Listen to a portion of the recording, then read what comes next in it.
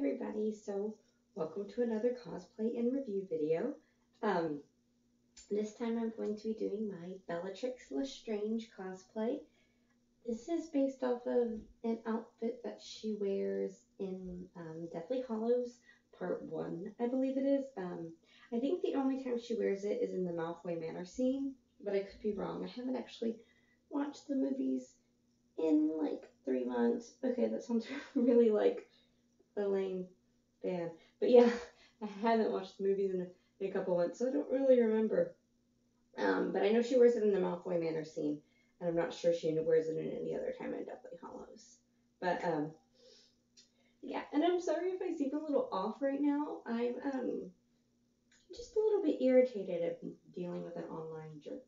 So I has nothing to do with you guys. You guys are great. It's Facebook and so been dealing with one of those, but I already had everything set up to film this. So I was gonna film it, by goodness. So just a warning and an apology. So yeah, this is my Bellatrix LeStrange cosplay. I did not actually make any of this. I purchased it all. The corset and the robe are both the official replicas from the WB. What happened was I interned at Disney. Biggest mistake ever. But I interned at Disney, and while I was there, I spent a lot of my time at Universal in the Wizarding World because everybody knows it's so much better than Disney World. And while I was there, we saw this corset at Morgan & Burke's. And it was the Bellatrix LeStrange corset, and it was like the best thing ever. And we thought they had sold out of it, but then they found one more, and then they ended up. I bought the last one that they had because they told us it had been discontinued, and then they found a couple more in the back, so I ended up exchanging the one that I had because I had a large, and I ended up exchanging it for a medium because I needed a little bit smaller of a size. So this part came from Morgan & Burke's, and it was about $60. It was not the cheapest corset, but the quality of it is really great. It's made out of, I want to say, real leather. And it's got like cording stitched in here with the cool embroidery. And these little clasps at the front don't open. They're so stationary shut, which kind of stinks because if they opened, it would make it a whole lot easier to get into, but just my opinion.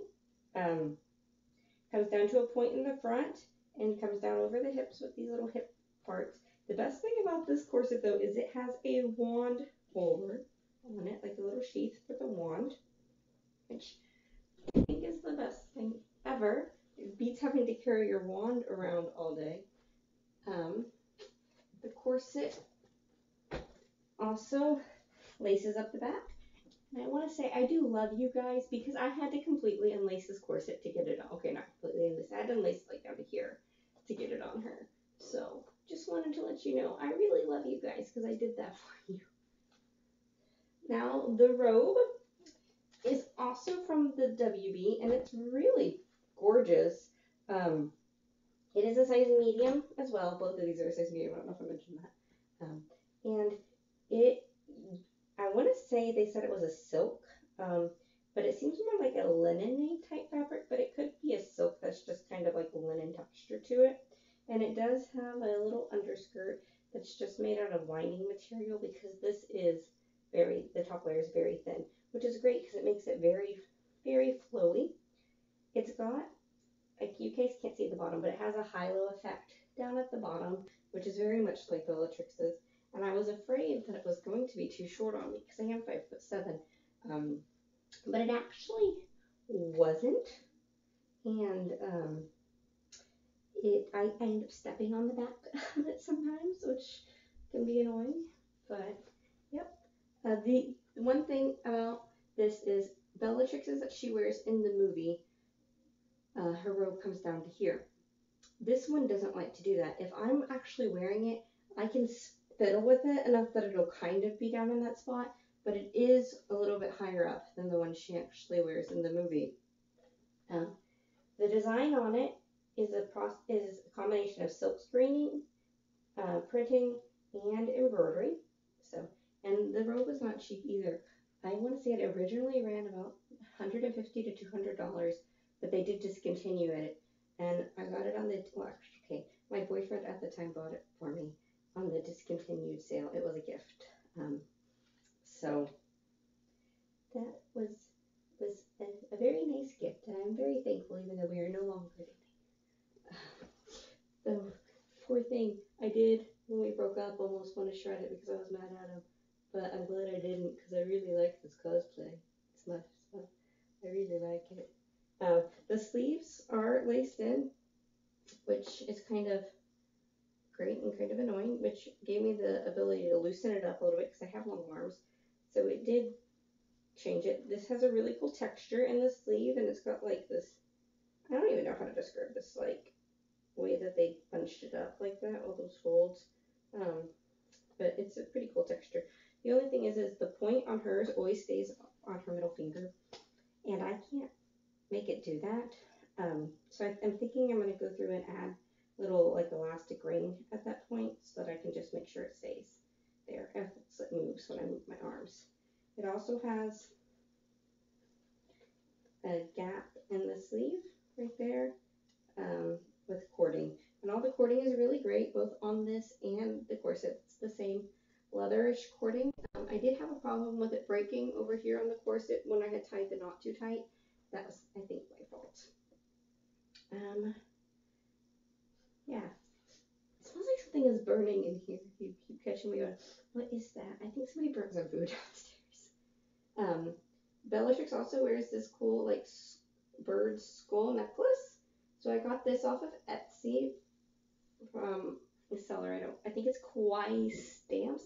I will put it in the bar below. I actually ordered this necklace twice because the first one got lost in the mail on the way to Florida.